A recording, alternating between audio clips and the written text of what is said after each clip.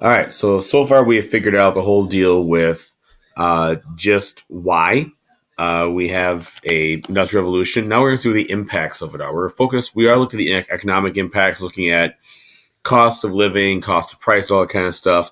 Now we're focused on the social ramifications. So how does this impact the social side of things in Europe at this time? So we're looking at a couple of big things we're going to look at here.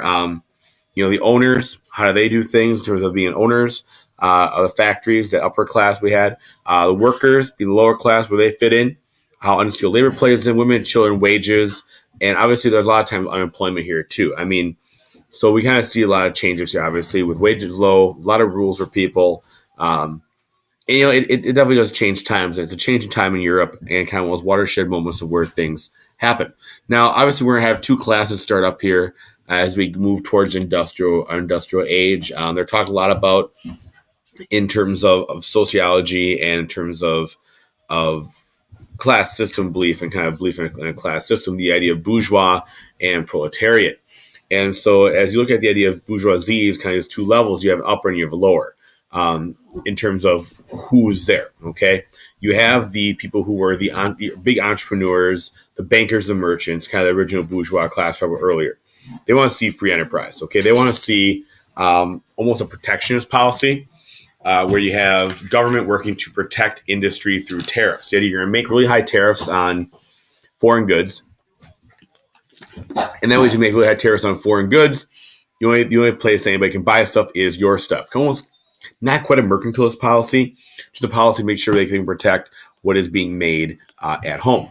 On the flip side is your smaller industrials, your kind of your lower bourgeoisie. So you think your upper middle class, lower middle class, who are your small industrials, merchants, professionals, that kind of stuff.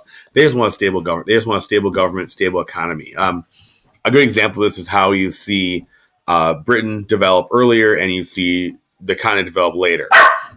A lot of places in the continent did not have a stable government. France didn't have a stable government. Prussia, iffy. Russia, iffy. Austria, iffy, that kind of stuff, right? So obviously they want to have a stable government because stable government allows the production of industry, really helps them out. You just see a lot of very skilled workers achieve a lot of success, especially if you are a very skilled person.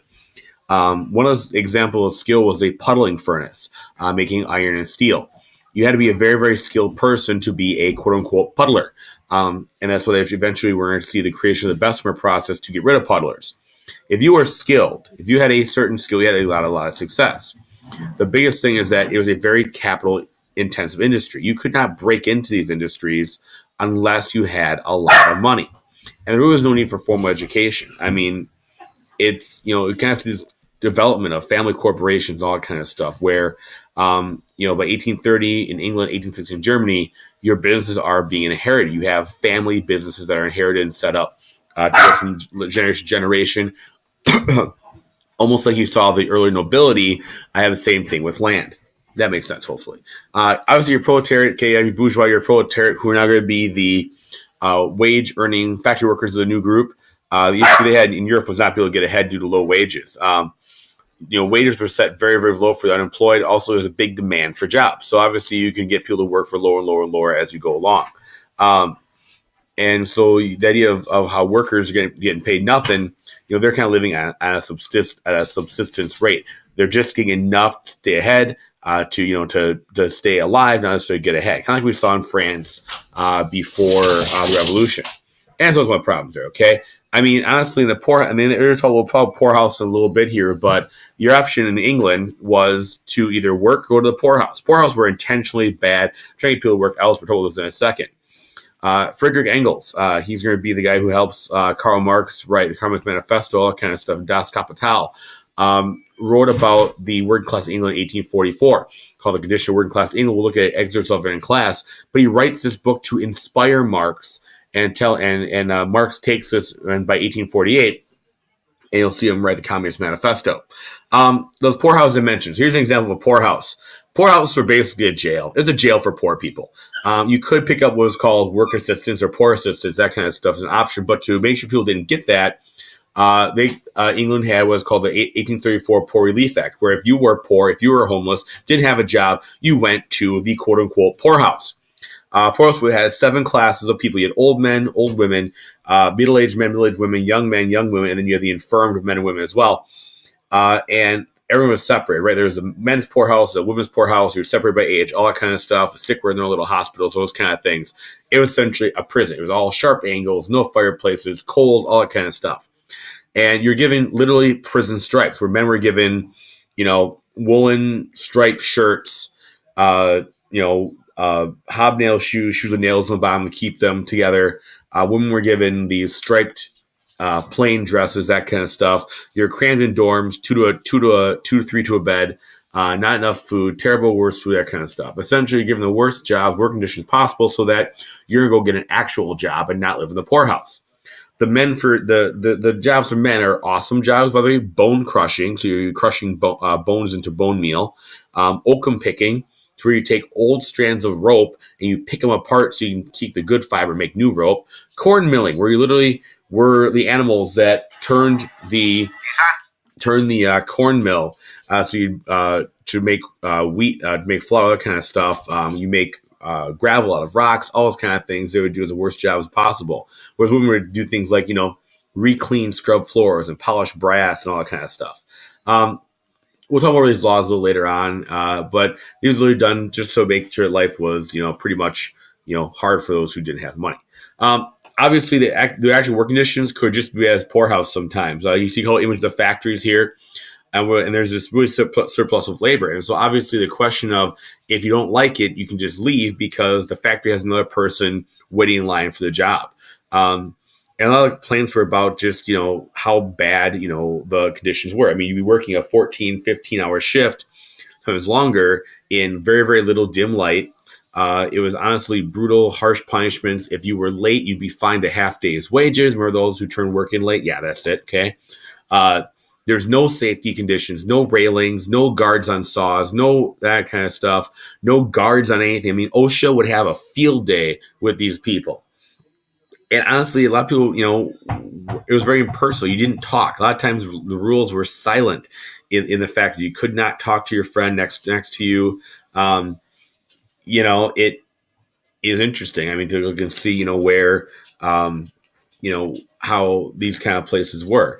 The wages were very, very low, especially women and children, because you could pay women and children anywhere from a third to half as much as a man.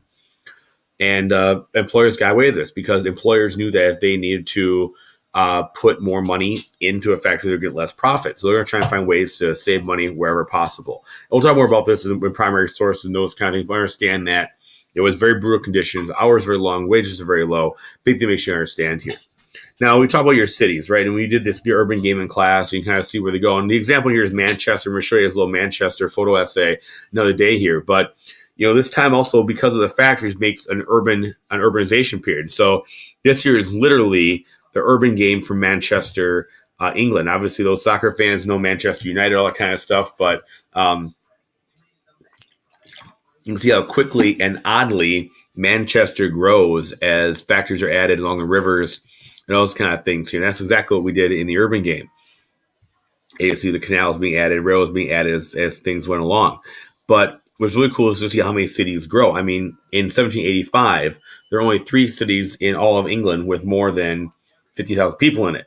By 1820, there's 31 cities with more than 50,000 people. And so cities are getting big. The bigger cities are being there. The tenements are getting bigger.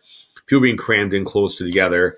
And that's how you get these huge cities and the more urban population, where you have over half population go urban now. To be honest with you, about half England is still farmers. The main job in England is still farming, but half the population was farming has gone into the cities now.